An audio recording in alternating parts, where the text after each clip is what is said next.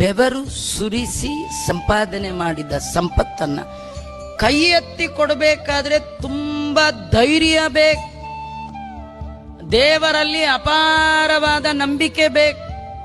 ಕೆಲವರು ಹೀಗಂತಿರ್ತಾರೆ, ಕೊಡುವಾಗ ಕೊಟ್ಬಿಡ್ಬೋದ್ರಿ, ನಾಳೆಗೆ ಏನ್ ಮಾಡ್ತೀರಿ, ಇವತ್ತೇನೋ ಕೊಟ್ಬಿಡ್ತೀರಿ, ನಾಳೆ ಅಲ್ವಾ? ಹಾಗನ್ಬೇಡಿ. ನಾಳೆಗೆ ಇರ್ತೀರಿ ಅಂತ ಏನ್ ಗ್ಯಾರಂಟಿ? ಇವತ್ತು ಕೊಟ್ಟ ದೇವರು ನಾಳೆ ಕೊಡದೆ ಇರ್ತಾನ?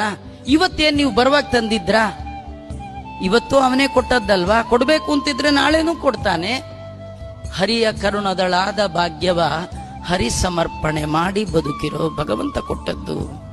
ಕೊಡುವ ಕರ್ತೃ ಬೇರೆ ಇರುತ್ತಿರೆ ಬಿಡು ಬಿಡು ಚಿಂತೆಯನು. ದಾಸರು ಹೇಳ್ತಾರೆ, ಕೊಡುವವನು ನೀನು, ಕೊಂಬುವನು ನಾನು. ದೇವರು ಕೊಡೋನು. ದೇವರು ಕೊಟ್ಟದ್ದನ್ನ ಮರಳಿ ದೇವರಿಗೆ ಕೊಡಬೇಕಾದ್ರೆ ತುಂಬಾ ಧೈರ್ಯ ಬೇಕು.